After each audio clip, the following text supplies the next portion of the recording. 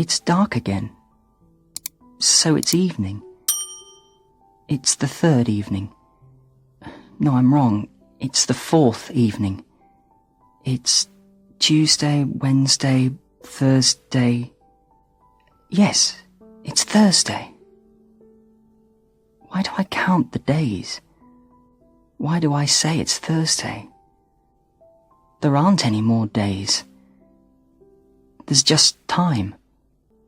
Time when it's dark, and time when it's light. Everything is dead. So why not days too? Yes. No more days. No more Thursdays. There's only now. And there's only me. Why? Why aren't I dead too? That's a stupid question, Jojo, I say to myself. You know why you aren't dead. You aren't dead because you weren't in the house. You were in the fields when the men came. But that's not my question. I want to know why I was in the fields. Why wasn't I in the house with my family? There are no answers to questions like that, Jojo, I tell myself. I have to talk to myself because there isn't anyone else. I think there are mice here. I can hear them at night. You can't talk to mice. But there aren't any other people. There's only me, Jojo. I know this because I listen. I listen all day and all night.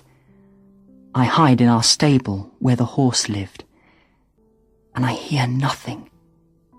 Just the mice. The village is quiet. There is smoke now, but smoke is quiet. The fires were noisy, but the fires have stopped. It rained yesterday, and after the rain, there were no more fires. Just smoke. Of course, I'm not the only thing alive here. As well as the mice, there's a dog somewhere in the village. I can hear it. And there are rats and flies. But I think I'm the only person here. All the others are dead. Everyone in the village is dead. There's only me now. And I don't know what to do. I'm not in our house. I went into our house after the men went away. So I saw my family. All of them on the floor. All the blood on the floor, too. They were all dead. My mother, my father, my sister, my brother, my family. Jojo, don't think about that, I say to myself. Don't think about the blood. Don't think about those things. But I can't stop thinking about them. My mother had no clothes on. I've never seen my mother without clothes. Perhaps I will go into the house tomorrow and put some clothes on my mother. She must be cold without clothes. But I'm afraid that the men are going to come back. Perhaps they're looking for me. Perhaps they will come back for me. Perhaps I want them to find me. Then I can be dead too. I don't want to be the only one alive. Come on, Jojo, I say to myself. You are the man of the family now. You must be a big boy. You must be strong. It's difficult to be strong when you're 10. And I'm only just 10. My birthday was last month, in July. I got a bicycle for my birthday. It was white. It was a wonderful bicycle. I cycled to school on it every day. There isn't a school here anymore. There was a big fire there, and now there's just smoke. I don't know where my bicycle is, but I don't want it anymore. I don't understand why the men came to our village. It's not a very rich village. We don't have very much. We're not like the people in the big towns. My brother went to live in the town. He told us about the cars and the shops and all the things there. Why didn't my brother stay in the town? Why did he come back here? Why did he die? He was always laughing. He was always so nice to everyone. He wanted to be a teacher. He went to the town to study. My father said that my brother was a good son. He worked hard. He wasn't going to be a poor farmer like my father. I said I was going to study hard too, and my father laughed, his big laugh, the laugh that made his tummy go up and down. "I like that," he said. "That's good. I'll have 2 sons to look after me when I'm old." "I'm going to study too," said my sister. "Just find a rich husband," said my father. "I don't want a rich husband," my sister told me. "I'm going to be a teacher, like our brother.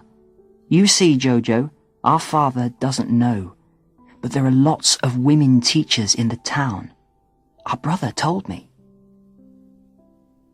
But my sister can't be a teacher now.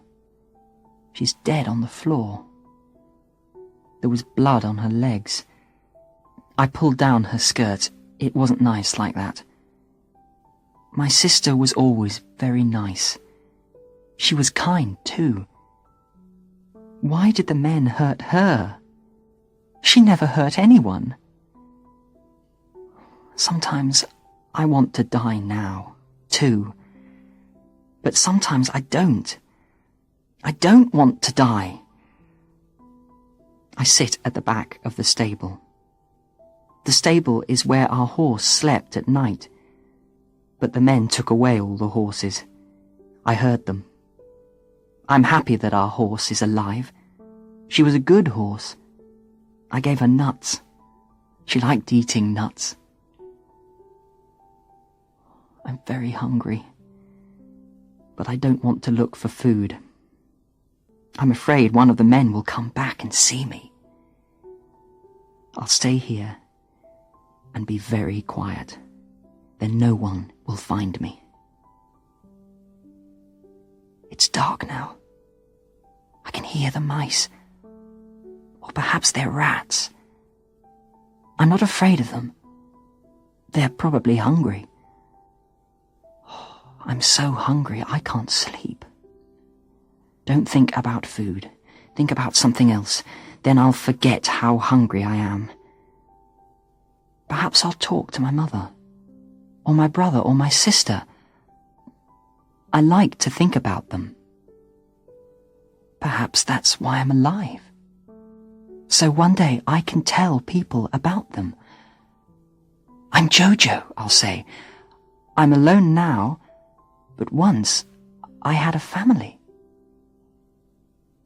My grandmother said that when people die, they go away very slowly. After they die, they stay in the air, so you can say goodbye to them. You mustn't be afraid of ghosts, she told me. Ghosts are good. You can talk to them, and they will help you. I think that there are lots of ghosts here. I think that my grandmother was right. I'm going to tell them that I'm here. This is Jojo, I'll say. I'm not dead, and I won't let the men find me. I'll stay here, and I'll talk to you, so you won't feel so sad. Maybe the ghosts will help me. There's a sound outside the stable. There's something there. Something bigger than a mouse. I don't know what it is. And now I can hear another sound. A bigger sound. Like a lorry. It is a lorry. A lorry is coming here to the village. The men are coming here. I'll be very quiet Perhaps they won't find me.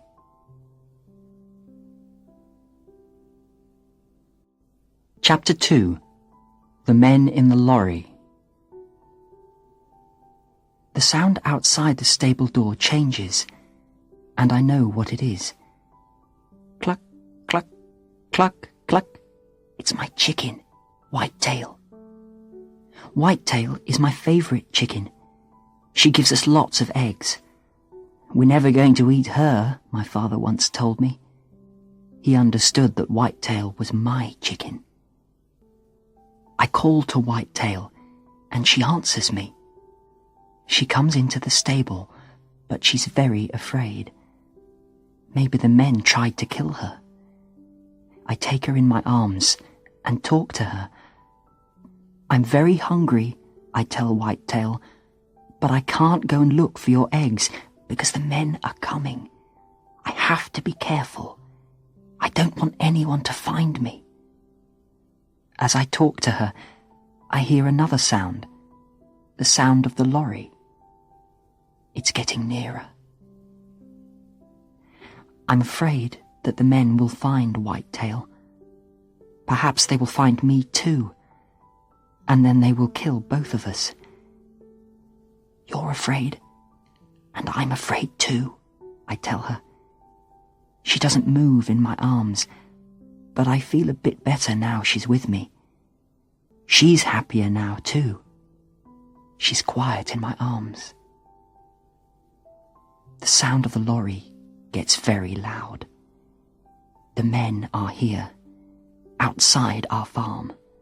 I listen and wait. I can hear lots of voices, but they sound different. They don't sound like the men in our village, and they don't sound like the men who live across the river. I look out through a hole in the wall, and I see the men. They aren't the men from across the river. They are soldiers, and they look different. Their clothes and their boots look new, and some of them have red hair. One of them goes into our house. I see him coming out again. He's being sick on the ground. Another older soldier speaks to him. He puts his arm around him. I don't understand what he says, but I think he is nice to the young soldier. I think that maybe these are not bad men, but I don't know who they are. They have strange voices. I must be careful. They are looking everywhere. I try to hide in a dark bit of the stable. There is no door because of the fire. A soldier comes in. He is not old. A little bit older than my brother, I think. He's the young soldier who was sick. Then Whitetail begins to cluck again. The soldier shouts something, but I don't understand. He has a gun. I can't stop Whitetail moving and clucking. I put her down and she runs to the soldier. He begins to laugh. Whitetail runs out of the stable, and the soldier runs after her. They're going to kill her, I think. No! I shout. I run out of the stable. Don't kill her! She's my chicken! The soldiers all look at me. I try to move again, but I can't. I haven't eaten anything for days. I fall down. A soldier picks me up. Now they are going to kill me, I think. But he doesn't look angry. He looks very sad. He shouts something. Nothing happens. The men are all looking at my house. And then I see another man. He was in my house, and now he comes across to me. He doesn't look like the soldiers. He's tall with yellow hair. He has 2 big cameras. My brother had a camera, but it was very small. The man smiles at me as he walks. He opens his hands to show that he has nothing in them. Don't be afraid, he says. He speaks our language, but he speaks it rather strangely. You're safe now, he says. These soldiers won't hurt you. Where's my chicken? I ask. I don't want the soldiers to hurt my chicken. The man says something to the soldiers in their language. They laugh, and then the young soldier who came into the stable comes to me. Whitetail is in his arms, and the soldier gives her to me. The soldier says something and smiles. The man with the cameras tells me that the soldier comes from a village like mine. His father is a farmer, and he has lots of chickens and ducks, but his village is a long way from here. What's your name? The man asks me. Jojo, I tell him. And I tell him that I'm the only one here in the village. He says my words in the other language. He tells me that this is translating. He will tell the soldiers anything that I want to tell them. I don't want to tell them anything, but the man says that they are here to help. Are you hurt? Asks the man with the cameras. He tells me to call him Chris. I tell Chris that I'm not hurt. I was in the fields when the men came. The soldiers smile at me. They have brown and green clothes, but their hats are blue. It's like a bit of the sky on the top of their heads. Are you hungry? Asks Chris. Yes, I say. I'm very hungry. The soldiers make a small fire for cooking. I can hear it. It's a good sound. The fire in the village was different. It made a sound like the wind at night, a great big wind that makes you hide in your bed with the blanket over your head. The soldiers give me some rice and beans. It's very good. Don't eat it too fast, or your tummy will hurt, says Chris. My mother often said that. I want to cry, but I can't. The tears are all inside my head, like a big ball of rice that won't go down. The soldiers have lots of blankets in the lorry. Chris takes one and puts it over me. I sit down, and Whitetail sits down next to me. The young soldier has given Whitetail some food, too. He tells me that his friends call him Duck now, because he has chickens and ducks at home. He smiles at me. I want to smile, but I don't have any smiles anymore. The men took them away with them across the river. I can't feel the ghosts of my family anymore. Perhaps they're inside the stable. They don't know that I am outside here with the soldiers. The soldiers say that I am safe now. I want to believe them, but what's going to happen when they go away and I'm all alone again? I ask Chris, and he tells me that the soldiers are going to take me with them. You can't stay here all alone, says Chris. I don't know where I'm going, but Chris tells me it's a long way away from the village. He says that I'm going to a place where there are lots of children like me. He says that there has been fighting in other places, and there are lots of children without families. But I have a family. They're here. The soldiers don't understand that. Chris doesn't understand. Only the ghosts understand.